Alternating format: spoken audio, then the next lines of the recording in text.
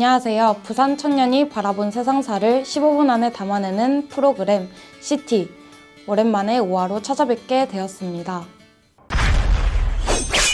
대화형 인공지능 서비스 챗 GPT. 요즘 핫한 이슈죠. 대학생이라면 다들 한 번쯤 사용해보셨을 것입니다. 챗봇에 질문을 하는 것만으로도 AI가 양질의 답을 제공하기 때문에 사회 여러 분야에서 사용되고 있습니다. 그렇다면 챗 GPT는 정확히 무엇일까요? 또 얼만큼 발전하고 있는 걸까요? 맞춤법 검사기를 개발하신 부산대학교 정보컴퓨터공학부 권혁철 교수님의 명쾌한 대답을 들어봤습니다.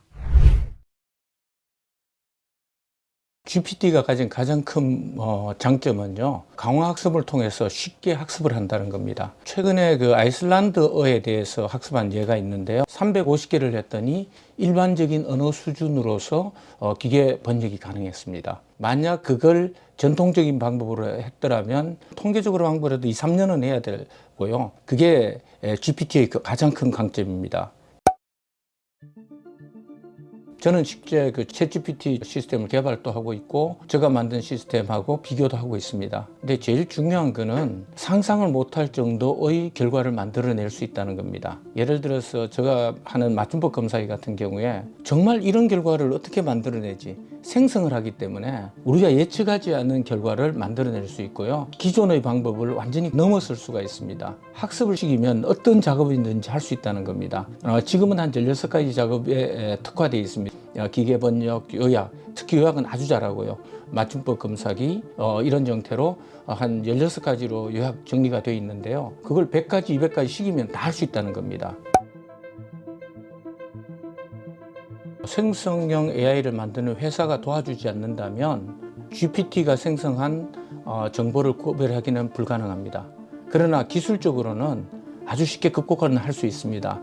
예를 들어서 GPT가 생성하는 단어를 어느 정도 조정해서 프로그램에 넣으면 이건 GPT가 생성했다. 이 영상은 GPT가 생성했다고 만들 수는 있습니다. 그러나 그것도 사람이 충분히 해결할 수 있는 또 다른 기술이 나올 수 있거든요. 영원히 극복할 수는 없는 문제일지도 모릅니다. 근데 학생들은 당연히 GPT를 사용하겠죠. 결국은 우리가 이 문제를 푸는 방법은 GPT를 사용하지 못하게 하는 게 아니라 GPT를 사용하되 잘 만든 문서라든지 이력서라든지 이런 것들을 찾아내는 거겠죠. 처음 자동차가 도입되었을 때는 사고도 많이 나고 굉장히 큰 문제가 있었고 말을 대체하게 되다 보니까 마부가 실직하는 문제가 있었습니다. 그러나 우리가 사회적인 합의를 통해서 그 문제를 극복했습니다. 똑같은 이유로 인공지능이 많은 직업을 사라지게 할 겁니다. 그렇지만 우리가 사회적인 합의를 통해서 그 문제를 극복해야 된다고 보고 있고요. 챗GPT는 무한한 가능성이고 무한한 도전이고 무한한 공포다. 엄청난 발전이네요. 인공지능의 다재다능함에 무서움을 느낄 정도입니다. 챗 GPT의 문제점은 없을까요? 예를 한번 들어볼까요?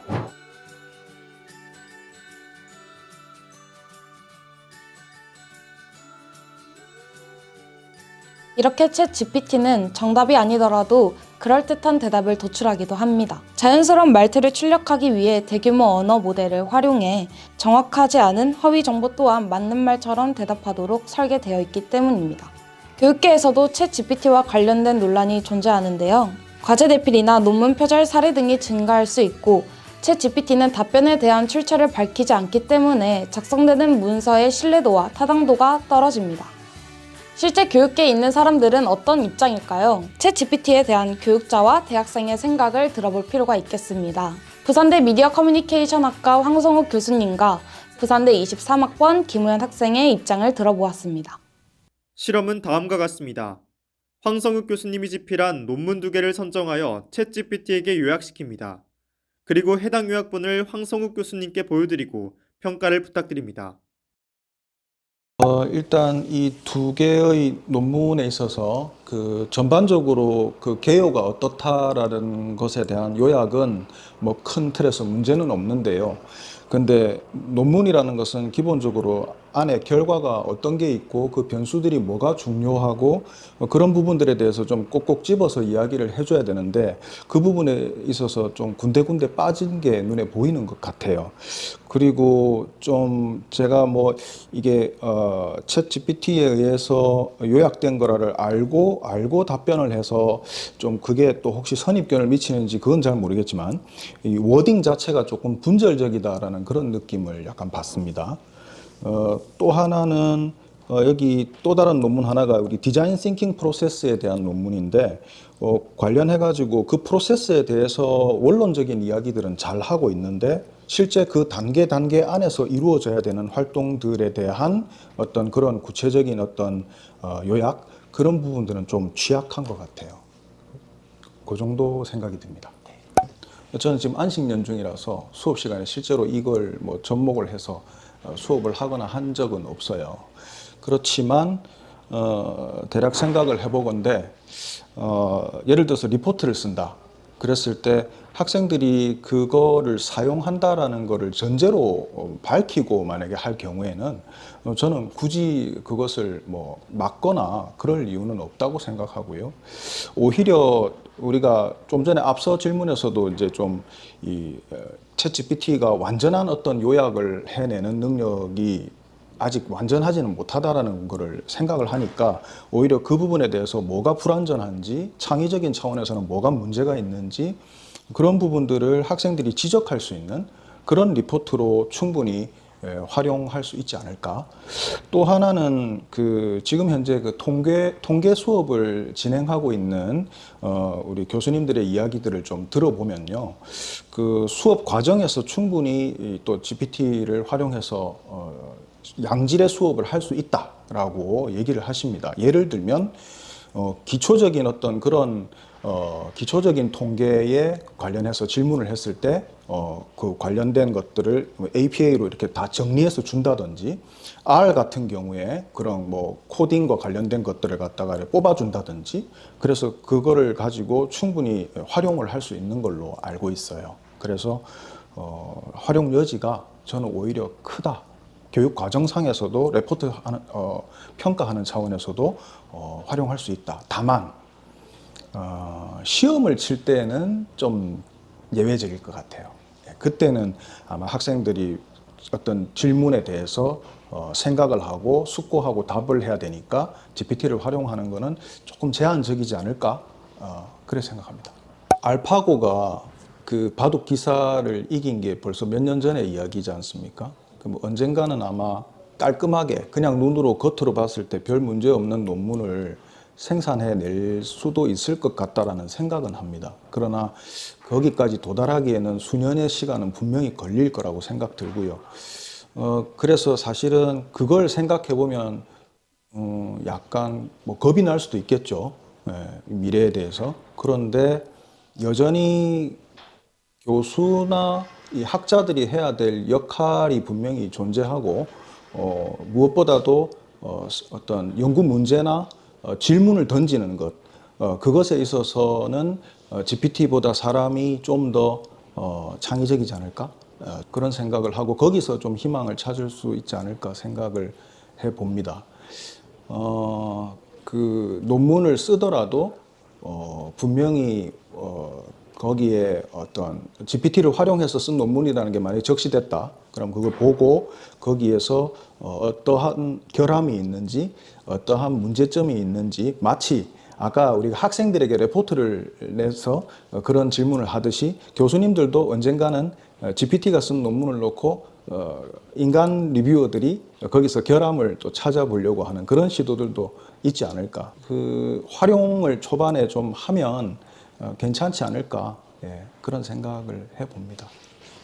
네이버 신문기사나 TV 뉴스를 통해서 알고는 있었고 사용한 적은 없었는데 이번에 대학에 들어오면서 교수님이랑 선배님들이 사용하는 걸 보고 한번 써보게 되었습니다. 과제를 하려고 노트북을 켰는데 과제하고 싶지 않은 상황이 없잖아요. 그래서 뭐 챗GPT 켜가지고 좋아하는 연예인 쳐본다거나 예능 프로그램 검색해보고 뭐 안녕 뭐 아 피곤해 과제를 왜 해야 될까 그런 쓸데없는 말들도 뭐 검색해본 적이 있는 것 같아요. 적극적으로는 이용해도 된다고는 생각하지 않아요. 왜냐면 결국에는 다른 인공지능 알고리즘에 의한 생각이기 때문에 뭐 자기 생각을 표현하는 과제인데 자기 생각이 배제될 가능성이 크기 때문에 적극적으로는 사용하는 건 권장하지 않아야 된다고 생각합니다.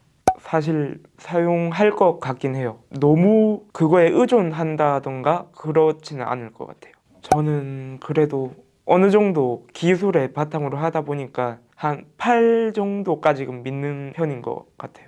확실한 건 논문 쓸 때는 안 된다고 생각하는 편이거든요. 그래서 논문 같은 경우에는 교수님들이 조금 규제를 할 필요가 있다고 생각해요. 근데 그거 외에 간단한 과제를 한다거나 퀴즈는 조금 애매하긴 한데 그 정도까지는 용인해 줄 수 있다고 생각합니다. 챗 GPT의 등장과 AI의 발전은 우리 20대에게 걱정으로 다가오기도 하는데요. 아마 그 가장 큰 요인은 직업 소멸일 것입니다. 실제로 현재 AI는 계산부터 코딩, 심지어 문학 작곡과 같은 예술 창작도 가능한데요. 기술이 발전한 나머지 인간의 작품과 구분이 불가능할 정도입니다. 챗 GPT 시대에 우리 청년들의 직업과 미래는 어떻게 될까요? 부산대학교 언어정보학과 김태호 교수님을 모시고 이야기를 들어봤습니다. 그 AI가 인간을 대체할 거라 그 사람들 많이 걱정하거든요. AI가 되면 인문학은 없어지겠다. 근데 저는 오히려 이게 인문학의 기회라고 생각을 하거든요. 오히려 AI가 사실은 인간이 그동안 하던 직업군을 대체하는 건 맞습니다. 기초적인 거. 예를 들면 그 어떤 조교한테 자 어디 가서 어디 정보를 찾아와서 요약해 주세요. 요약해서 오세요. 그런 작업. 그런 작업은 사실은 AI도 다 할 수 있어요. 예전에 비서들이 기본적으로 하는 거. 근데 그거는 사실은 AI 이전에도 다 했었어요. 워드 프로세싱 이런 것도 사실은 컴퓨터를 통해서 한 거잖아요. 그게 갑자기 빠른 속도로 엄청나게 빠른 속도로 바뀐 것 뿐이에요. 그런 것들을 그 활용만 할 수 있으면은 얼마든지 살아남을 수 있죠. 그 리포트를 근데 그 컴퓨터가 써줄 수 있죠. 근데 아까 말했듯이 그게 정확한지 안 정확한지 않는지 누가 판단을 해요? 그게 위험한 거예요. AI가 마음을 먹고 잘못된 정보를 줬어요. 그게 맞다 생각해서 보고서 썼는데 그게 전혀 아닌 거예요. 엄청난 사고 생기죠. 그 판단을 누가 한다고요. 그러니까 아까 말했듯이 1차적인 기초적인 그 비서가 할 일은 챗GPT한테 시킵니다. 나머지 그거를 확인하고 점검하고 최종 컨펌을 내리는 건 인간이어야 되는 거죠. 그러니까 직업의 패러다임이 바뀌었다. 패러다임 쉬프트가 여기서 지금 일어나고 있다고 저는 생각하거든요. 그래서 학생들한테 늘 챗GPT를 활용하라고. 챗GPT를 활용하지 않으면 오히려 도태된다라고 제가 하거든요. 챗GPT 두려워하지 말라. 오히려 이용해서 너를 더 좋게 만들라고. 저희 학과 학생들한테 맨날 얘기를 해요. 오해가 돼서 거기에 모든 걸 의지하게 되는 것은 저는 되게 안 좋은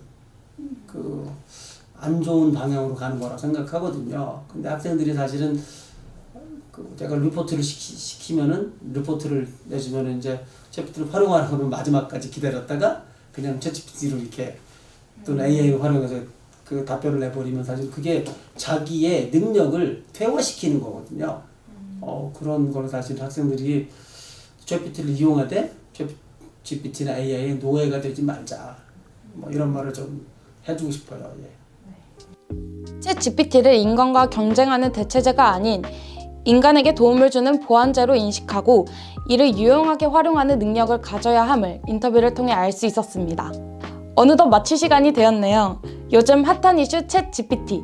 여러분들은 어떻게 생각하시나요? 이번 시간을 통해 챗 GPT에 대한 여러분들의 생각이 확장되었으면 좋겠습니다. 이번 시간을 이것으로 마치겠습니다. 채널 PNU의 CT는 또 다른 사회 이슈에 관한 재미있는 이야기로 여러분들 앞에 나타나겠습니다. 그럼 안녕!